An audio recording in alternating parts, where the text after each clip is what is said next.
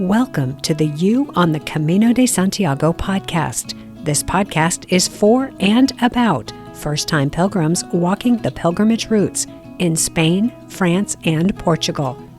With your host, guide and longtime pilgrim, Nancy Reynolds of the Camino Experience. Hola, pilgrims, and welcome back to the podcast. This week, we have another pilgrim conversation, this time with Claire, who lives in New Zealand. This is Nancy, back to share not just this conversation, but also an update and an invitation. First, let me tell you a bit about Claire. Her story has two parts, with pilgrimages taking place on two different Camino routes, 1 year apart. On her first walk, she had the mother of all plot twists, but curiously, she's not mad about it. On her second walk, she filled in all the Camino blanks and finished strong in Santiago. Because Claire walked on two different routes, she is able to give us a really helpful comparison of what it was like to start from Saint-Jean-Pied-de-Port and Porto. If you are debating between the two routes, the FRANCÉS and the Portuguese, this is going to help you make that decision. Claire is also going to give us what I think is the number one reason to share your Camino experience with friends and family. Spoiler alert, it has something to do with inspiration. The other thing to know about Claire is that she is one of the founding members of our new online pilgrim community, La Terraza. Claire jumped in extra early and also helped me get this thing up and humming. She is going to share with you what she loves about the community and why this is a perfect match for her. Which brings me to my update and invitation. Yesterday in La Terraza, we just started our first challenge. Do you know what a challenge is? It's like an online course, but it offers so much more. A challenge is a focused, themed, and time-bound, experience that we do together. And the purpose of the challenge is to spark reflection, introspection, and connection. That's the point of this community, to connect with other pilgrims who share our experiences with walking the Camino. And then we take it a step further. And each month we have a theme that targets one of the biggest challenges pilgrims face when they return home from the Camino. Back in January, I surveyed my email list, asking them what their challenges were. And if there were a leaderboard, this month's theme would be right at the top. Here it is: finding and understanding the lessons of the pilgrimage. That's a big one, right? And it's so personal, so individual. How do we sort it out? Well, we sort it out together with people who understand what it feels like to return home after such an impactful experience. So, as I said, the pilgrims in La Terraza have just begun the 4-week challenge on what we are calling mining the lessons of the Camino. And now here's the invitation for you. You are invited to join the August challenge. This challenge will give you the chance to reconnect with the spirit of your Camino journey and uncover the lessons that still have the power to guide and transform your everyday life. The challenge will run from Wednesday, August 13th through Tuesday, August 19th, and then you will be invited to join us inside the La Terraza community. In order to get the full challenge, there's just one catch. You have to sign up for it. Here's how it's going to work. Starting on Wednesday, August 13th, 2025, I will be sharing the audio portion of the challenge here on the podcast. Then there will be additional content to support the audio session that will only be available if you register in advance. It's easy to register. Simply go to thecaminoexperience.com/challenge to enter your name and email address.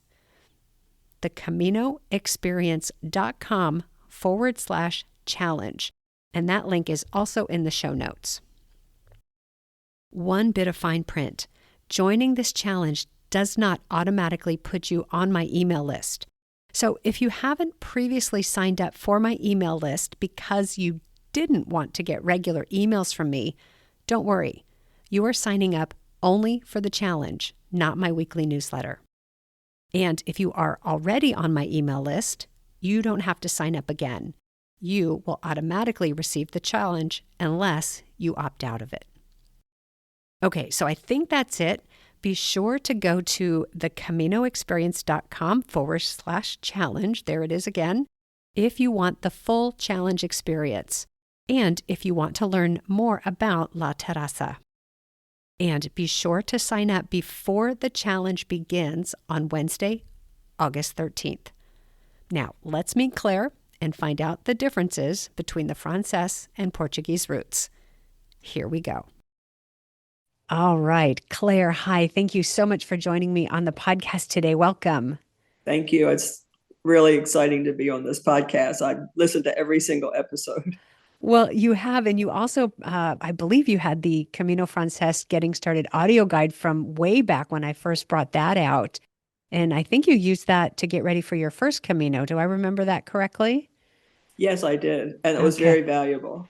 Excellent. Very good. Well, we're not here to promote that. We're here to get your story. So we're going to jump right into that. I think that's just a way of saying you and I have been hanging out together for a while. Yes. Yeah, very good. So we should also just put the pin in the map where you are, because you are an American and we can hear in your voice that you're an American, but you're not in the U.S. Where are you? I'm in New Zealand. I'm on the west coast of the South Island, which is very beautiful. It's beautiful. It's totally different from Spain or Portugal. It really is. It was funny on the Camino. There are so many people who are saying, I'm from here, but I live here. Uh-huh. I'm from Germany, but I live in London. So many people. Yeah. And you got to be one of those people. I'm from here, but I live here. Yeah. In some place we wouldn't just think, well, that's not even close by. So how did you end up in New Zealand, right? Right. I know I am the tiniest bit jealous because I've been to New Zealand. I know how incredibly beautiful it is. And so, yeah, just a little jealous that you're living in New Zealand. Oh, no, that I'm not living in New Zealand. Where I am, it's almost the exact antipode of the northwest corner of Portugal. Oh, interesting. I don't know that word antipode. What does that Oh, mean? it means the opposite, basically. Opposite. Okay. Okay. And so is that geographically it's the opposite? Geographically, if you drilled through the center of the earth from Uh-huh. here, you'd end up in the northwest corner of Portugal. Oh my gosh. Thank you for explaining that. I feel like a little ding dong here, but I loved having that explained. So there's a better way to go, which is to fly, right? Yes, Obviously. right. How long does it take you to get from New Zealand to whatever European entry city you're starting in? It takes too long. It was nearly 20 hours flying. That's in the air time, right? Yeah, Oh man, that's a long journey. You have to really want to get to the Camino. you do. Twice. Twice. So let's put the pin in the map. Would you share with me? Let's start with the first one. What did you do for your first Camino? I started at St. John and I stayed in a really wonderful, they're not called albergues there, but it was, like an albergue. And they had a communal dinner and a communal breakfast, and everything was organic and it was Mm, just beautiful. It was complete. I think it was like 16th century outside and completely modern on the inside. okay. And with the Camino Francés, you get up and you walk. But on the Camino Portuguese, there's like 3 different ways to go. So, A lot of different ways. All right, so let's finish getting the pin in the map and we'll do a compare and contrast of the two okay. routes. So you started in Saint-Jean-Pied-de-Port and you were headed to where? What was your initial plan when you took on that first Camino? Santiago, I was going to go the whole way. And did you? No, I didn't, because after 7 days, I was taken to the hospital in Navarra by ambulance because I collapsed. I don't really know what happened. And I had pneumonia. Okay, that's rather severe. It was. I was Yeah. in the hospital for 12 days. And if you have to be sick, that is the place to be sick. It was it was wonderful. It was actually wonderful. The care was first rate. Oh my goodness. Was that in Pamplona? Yes. Okay. It's a teaching hospital. Uh-huh. Okay. Okay. So your Camino experience was 7 days of walking and 12 days in the hospital. Yes. And I'm going to guess that's not what you planned. No. And after that, I stayed a couple days in Pamplona Okay. because the doctors wanted me to. And then I flew to Santiago. Okay. I thought, here I am in Spain. I'm not going to miss out. Yeah. How was that experience flying to Santiago rather than walking to Santiago? It wasn't very satisfying at all. Oh, yeah. I stayed in a little hotel on Rua Franco, which is the main drag up to the cathedral. And I really didn't get off of that touristy area. Okay. So it was all gift shops and restaurants and not the real Santiago. But I loved the cathedral, of course. So beautiful. It's amazing. Yeah, just incredible. Okay, so that was your first Camino, which didn't go quite as planned. No, And so then when was that? that was April of 2024, Okay, so then you decided to go back. When did you go back for your second Camino? May of this year, May of 2025. this year. Okay. And you did not go to the FRANCÉS. Instead, you went and did something different. What did you do? I did the Portuguese. Okay. I knew that I didn't want to expend that amount of time or money to, not that it's expensive, but to do the Frances. Mm, So I flew to Lisbon and then I took a bus to Fatima, which for anybody who's religious or, Christian, Catholic, I highly recommend. Then I took a bus to Porto and spent a few days there and started walking from Porto. I didn't want to walk the whole 800K and I didn't want to walk the last 100 from Sarria.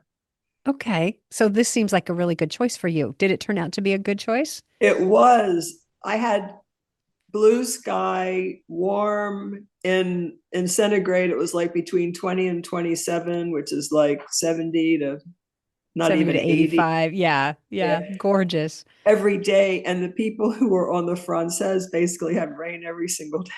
My goodness. The weather makes a bit of a difference, doesn't it, to the experience? Yes, yes, it Yeah. does. Okay. So there are a number of different routes on the Portuguese. So people talk about the Portuguese and we think it might be one route like the Via de la Plata or the Frances route, but that's not the case. So would you talk us through what part of the Portuguese you walked?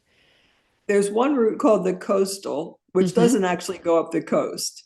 There's the one I took was called Senda Litoral, Mm-hmm. and that hugs the coast, and it's right along the Atlantic Ocean Mm. with a lot of boardwalk. Some of the boardwalk was in a bit of disrepair, but some of it was brand new. Lots of seating, benches, places to get coffee or lunch. And that was about the first 3 days, was just right on the ocean. It was beautiful. Lovely. And it's one of the most popular places to surf in the world. So you Uh-huh. can imagine the ocean was just stunning. Got some good waves. Yeah. Okay. And then what? So you did the 3 days on the littoral, and then what was your next move? Then it kind of joins up with the central. Okay. And there's a couple of ways even from there that you can go. Some people would go through a place called Tui, and a lot of people start there. But I pretty much still continued to go on as close to the coast as I could. So at one point, there's a small city called Camino, that's in Portugal, Hmm. and you take a boat, and they're called taxi boats, and they are absolutely hilarious because they're like these little motor boats that hold four people, and they make you put on these old, the orange life jackets that some of them had the stuffing like hanging out. Oh It's like gosh. totally just Decorative. just decorative, but I guess legal. And that went across a river, very short, and then dumped you out, and then you're in Spain. Uh-huh. Okay. And how was that? To me, that seems like it would be a highlight, just completely charming and completely novel. It was really fun. It was Yeah. it was really fun. I did lose a hat at that point because it was Uh-oh. early in the morning. I thought it would be cold, which it wasn't. So I had a beanie on, and then when he's like, get your jackets off, get your all in Spanish, and so you take it off, and I flicked the Oh, off. But I mean, it wasn't a big deal, but it was one of a few things that I lost on the Camino. those are memorable because the things that we carry on the Camino are so carefully selected because there's only one of each. That's right. Yeah. Oh gosh. Okay, so you crossed over from Camino into Spain and then continued up the coast from there? Well, most of the time you couldn't see the water, but there were times when you could. Hmm. But it was pretty much hug the coast. The other one went more inland. Okay. And then on up through, there's another diversion at Pontevedra where you continue on the central or you go to the spiritual variant. Did you make a choice there? Yes, I thought if I'd been with someone else, I would have taken the spiritual, but it just seemed a bit confusing to me, and there's not as much accommodation, so I didn't. I just kept going. But Pontevedra is a beautiful city. If you want, have you been there, Nancy? I have been there. Yes, it is very beautiful. I had a day up my sleeve because I planned to do 17 kilometers a day, but as you know, you can't always do that. Like some days were longer, 20, 23, which was fine. So I had an extra day up my sleeve for when my accommodation in Santiago was due. So I stayed Okay. an extra day in Pontevedra, but I walked 12 Perfect. kilometers You just you walked around the city? because it's just great. It's Yeah. just wonderful. Yeah. Pontevedra has that, like so many Spanish cities, that wonderful historic center that you Yes. can just do laps around those beautiful little narrow streets and stop in different cafes and find different baked goods. I found an amazing cookie place when I was there because that's just what I do. And helado. Yes, of course. We've got to have ice cream whenever it's available. Yeah. Everywhere. Pontevedra has a unique church. It's round, it's Yeah. Baroque, and it's completely round. You pay a few euros and you can walk up to a balcony and look down. And I think it looks only like it holds like maybe 70 people. It's really small, but it's absolutely stunning. I recommend going in, and you can look up and see the dome, Oh. which is beautiful. Yeah, yeah. Yeah, you described it really well. It's just really stunning and really unique. And there's a great bakery just right next to it. Of course there is. Yes. And as pilgrims, we become quite adept at finding those great bakeries, don't we? Yes. I use walking as a way to rationalize eating a whole lot of pastries. Me too. That was my diet: coffee, cafe con leche, and pastries. Yeah, yeah, and without guilt because I'm going to go walk it off. That's right. But in Portugal, they have the pastel de nata. Yes. They're stunning. Bless them. I just Yeah. high five all of that. So good. Okay, so Pontevedra, and then you went up the rest of the way to Santiago. What was it like arriving in Santiago this time on foot? The last day was drizzle, which was fine. It was just a light drizzle. It was still warm. Going in on foot was really wonderful. It was what it should have been. Hmm. Was it everything you imagined? Yeah, it was great. See, I'd already been there. Yeah. Is it Praça Obradoiro? It's a hard one to say. The closest I can get is Plaza de Obradoro. Yeah, I'd already been in that place, Yeah. but the Portuguese ending is a different route. You don't go through that like archway tunnelish sort of thing. You kind of just come out to the east, I guess. So it was different, and it was drizzling, and it was in the afternoon, so it was crowded. But I went back in the morning to get my Compostela, and I had some pictures taken then because it was pretty empty. Okay. Okay. Now, when you arrived in Santiago, did you arrive with Camino friends or a family? Was that a part of your journey? The last day, I talked to a lot of people, and oddly enough, there were a lot of Catholics on that day, which was interesting. I met up with some people from Boise, Idaho. It's Oh, like small world. very, very odd. But when I actually walked into Santiago, I was walking by myself. Okay. I think that suited my Camino. How so? Well, because I was by myself. Hmm. You know, I, maybe I didn't want to really share it. Hmm. Hmm. Did it feel like it was more meant to be a solitary, reflective experience arriving in Santiago or the Camino as a whole? Just arriving. The Camino, I was pretty social. I learned pretty early on that if I'm walking up past somebody and passing them from behind, right next to them, I would say Buen Camino or Bum Camino or something, and then they would speak. But if I just walked by, I wouldn't have that interaction. Yeah. And some of the people that I spoke to, we actually walked together for a few hours or went into a cafe and had really nice conversations. And then you kind of you merge and then you split up and merge and split up. There were a few people that I saw kind of day after day, which was very nice. Yeah. So there's sort of this ebb and flow, right? If you go solo, you might meet up with a group of people and stick with them, but that really only happens if you're going the same distance every day. Yes. So instead, there's this ebb and flow as you go along. On the FRANCÉS, well, especially if you stay at Orason or Borda, you have the communal meal, which is really wonderful. You sit together at Orason, there are 40 people, and you get up and you introduce yourself and briefly say why you were there. And then you have breakfast the next day with the same people. And you tend to kind of stay more or less together with a few of those as a Camino family. Hmm. But in Portugal, some people start in Lisbon. Hmm. I think most people start in Porto, but it's not the same thing. There aren't those communal meals that I could see, Oh, okay. especially at the beginning. Okay. What types of accommodations did you stay in?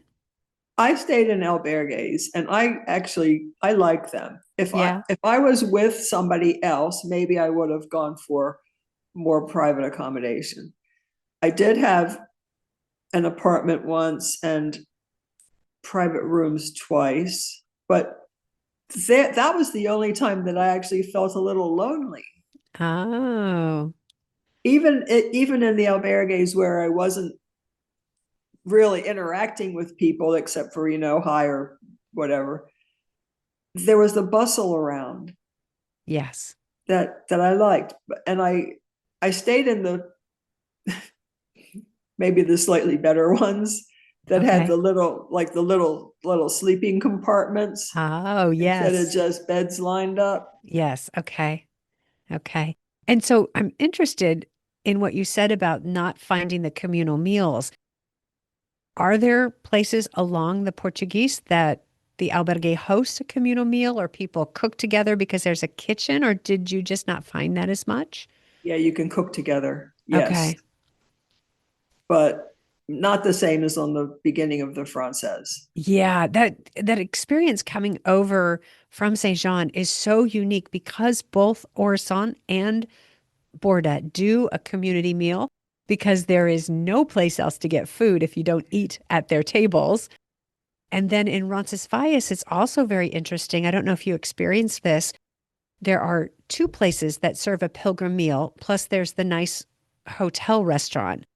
And if you go to one of the two places where they serve the pilgrim meal, if you walk in alone, they put you at a table with other pilgrims. So just by design, it's a pilgrim shared communal meal experience. So that's interesting that that is a really key difference to the start of the two routes. A really key difference. That Hmm. I went to one of those pilgrim meals in Roncesvalles, but Yeah. I had met a few people before, and we went to mass first, and then we went for the second sitting. Okay. And even the masses at Saint Jean and in Roncesvalles, they welcome the pilgrims. They have special, like, almost ceremonies for the pilgrims. That doesn't happen on the Portuguese because there's not just pilgrims in the churches. Everybody from the city, from the town. Okay. Yeah. Really interesting. This is really helpful, I think, for people who are considering which route to take. And if they have the time for the FRANCÉS, they might hear in what you're describing, hey, that's what I want. I want that communal experience right out of the gate. I don't remember when this actually occurred to me, but I don't think I was even at Roncesvalles when I thought, this is amazing. I just have to do this again because I loved it so much. What if we could just have a series of Orson or Border like days, right? You walk to this beautiful place, incredible vista, amazing meal, sleep, get up, go to the next incredible place with an amazing vista and a shared meal, and the next one. See, now we're on to something, Claire. We should get this going. Yeah, that's right. We need to go to the Portuguese and just get that sorted out. Right. Someone's going to hear this and do it. Yeah. The albergue that I stayed at in Porto, I think I was the only pilgrim. The other ones were Interesting. just like kids, Okay. early 20s, teenagers who are on holiday.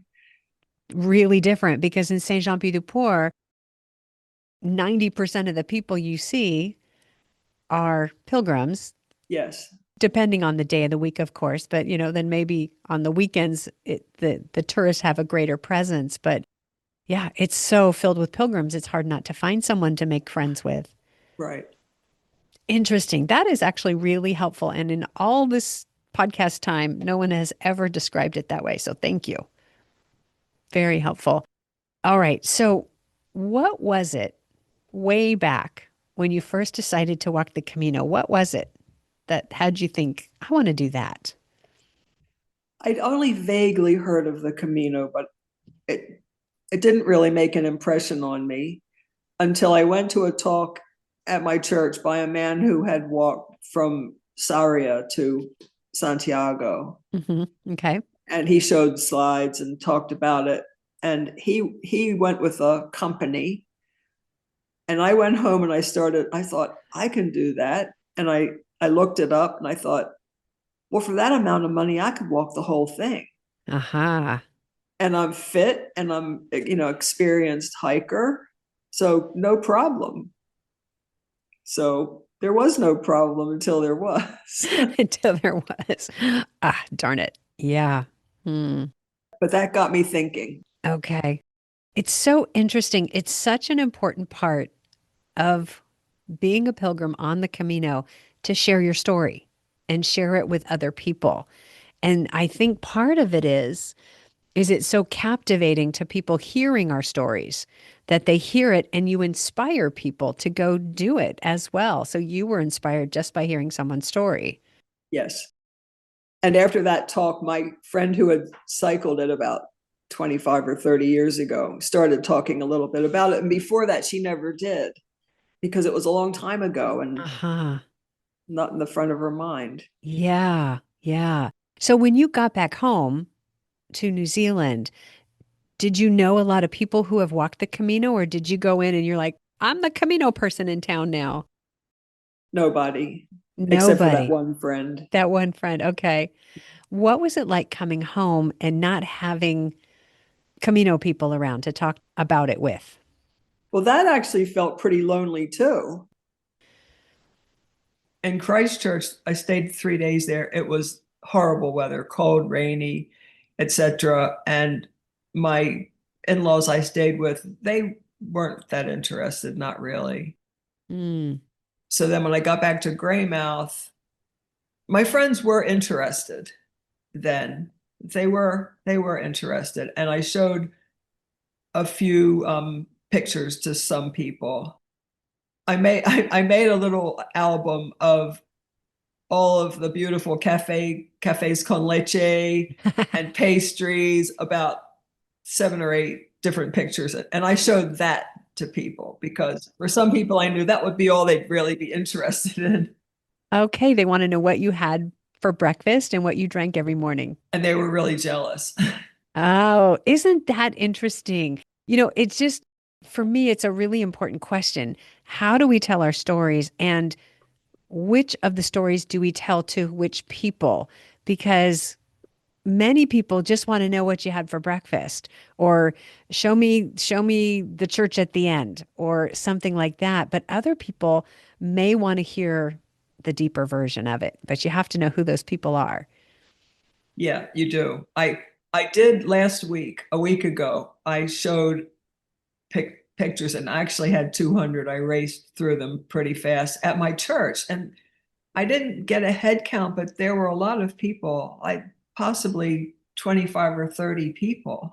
Okay. And they were interested. And some of the pictures I had were a little bit quirky, some of the sculptures along the way and the beautiful ocean and the food, and they were interested. And I think a Okay. few people might in the future go on the Camino.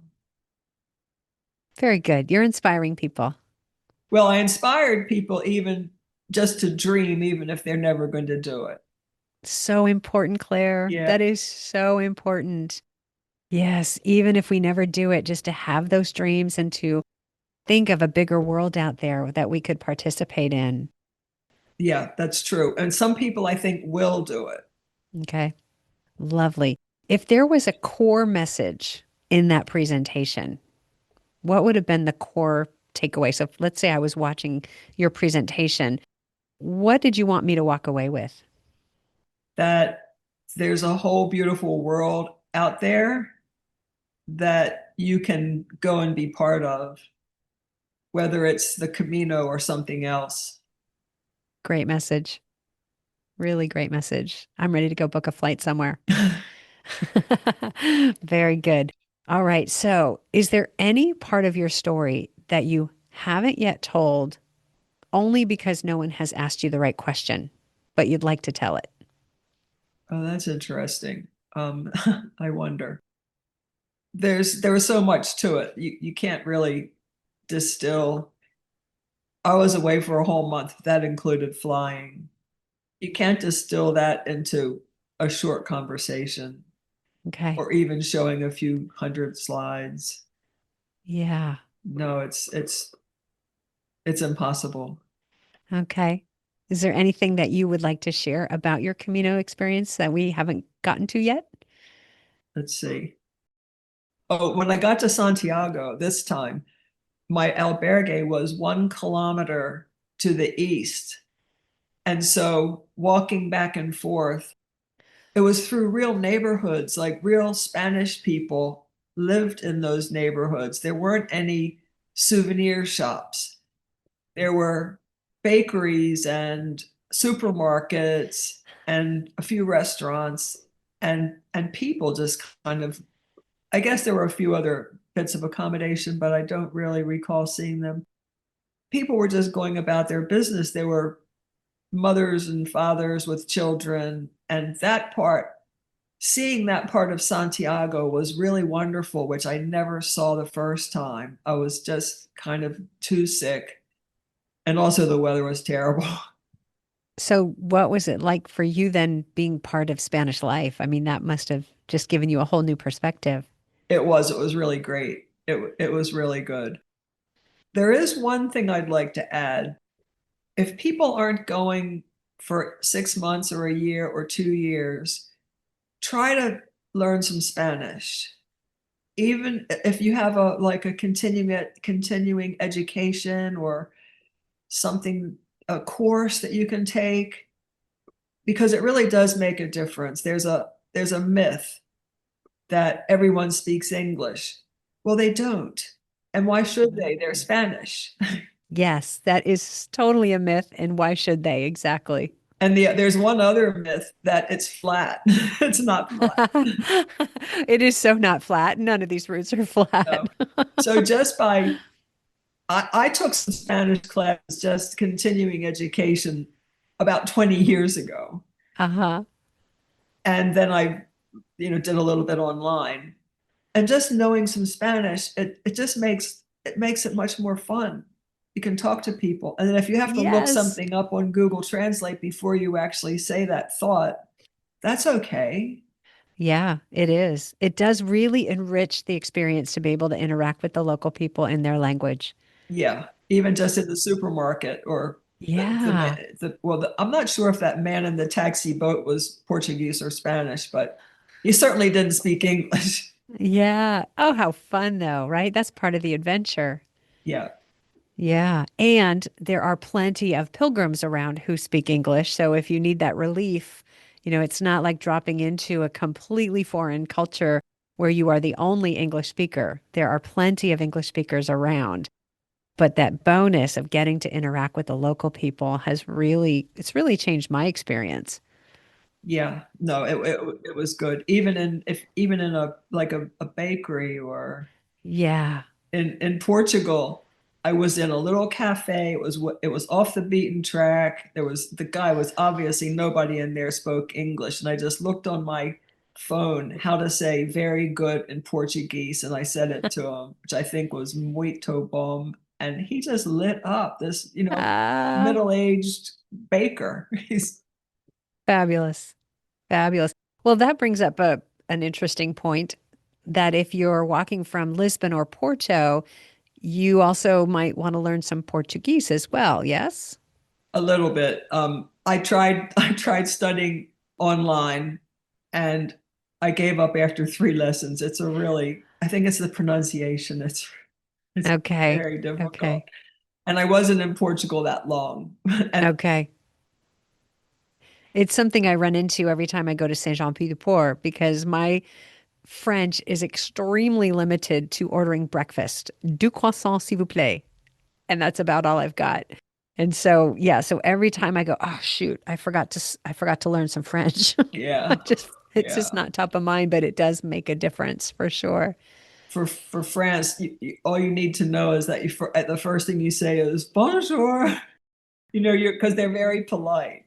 Yes, yes. Well, and that's also true in Spain. If you watch the locals, they begin every interaction with buenos dias or buenas tardes Yeah, all the time. And so if we can just pick up that one little trick, it's going to endear the pilgrim to the person serving them because it's not about the transaction, it's about the person. yeah. Yeah. Oh, I'm glad you brought that up. All right. So since you've been back since May, you have been an active member in our new community, La Terraza. And so I just, first of all, want to thank you for being part of the team that has gotten that off the ground.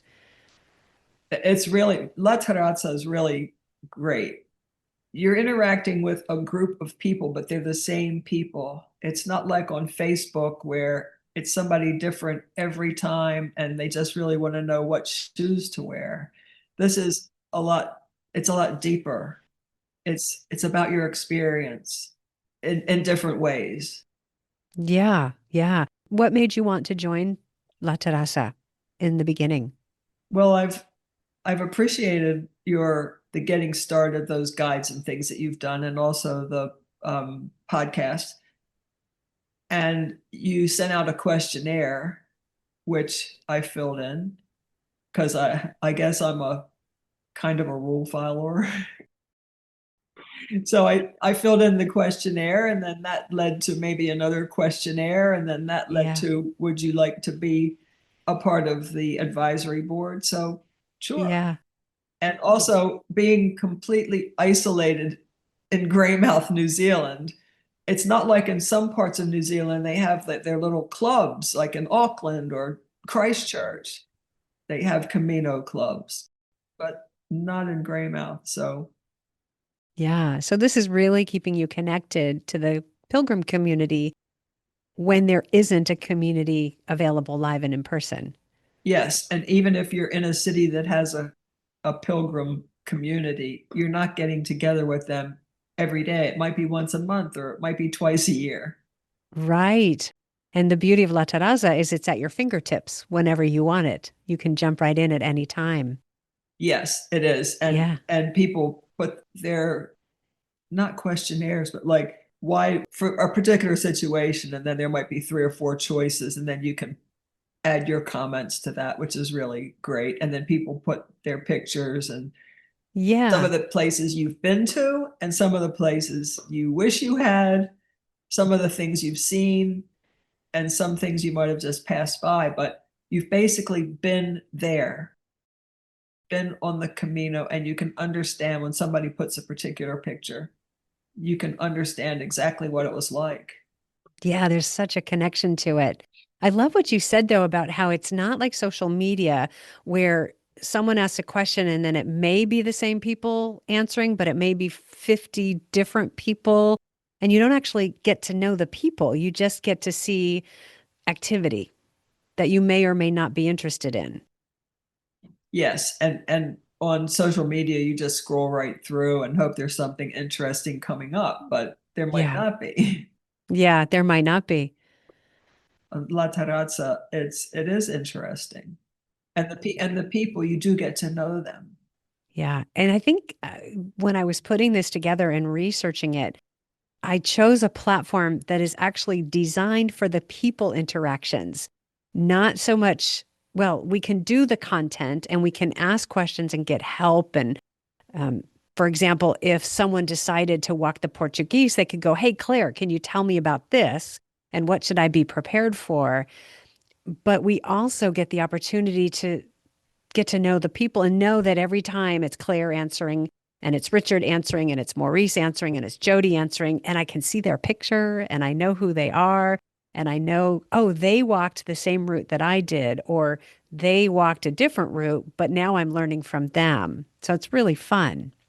And you can look up their little their biography, the little bit that they put on of Yeah. who they are, which you don't get that on social media.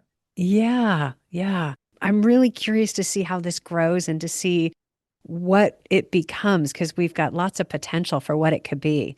Is there anything in there that surprised you that you just were thinking, oh, I didn't think that was going to be in here, but that's really cool? I think it's all like day by day, it's sort of a surprise. What makes you say that? Um, you almost don't know what's going to come next or what people are going to post. And then there's some of the people who've been in from the beginning, but then there's some other obviously new people Yeah. because there's like a new face or a new comment, which is really great. It's great to see the new Yeah. people. Yes. Yes. And we've had about 10 people join in the last week. And so I can't wait to see what they have to say and what they post and what questions they ask. And yeah, it's just really fun to see everybody contributing to the conversation. Yeah, it is because it is a conversation where on social media, it's not a Yeah, conversation, it's a comment. And maybe somebody will reply to your comment, but it's not a conversation. yeah. What would you tell someone who's thinking about joining La Terraza?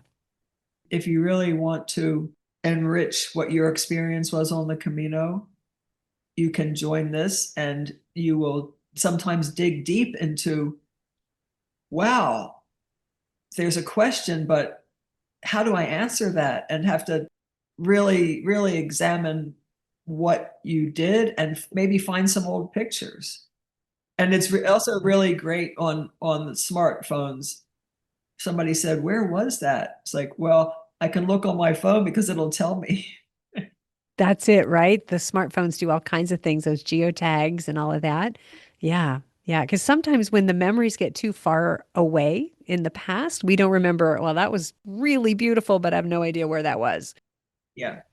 Excellent. We've got some really fun things planned to help us bring back those Camino memories and relive them together. So, for example, we're going to do a collaboration, I guess you could call it, where people are invited to post their photos based on location. So we'll do a section at a time of each of the routes, and people can post their photos and also their favorite things about that.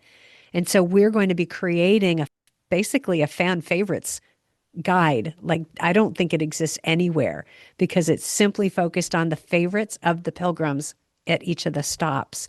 It's hard to explain, but boy, when you see it, it's going to be really fun. That is going to be really fun Yeah. because we all have.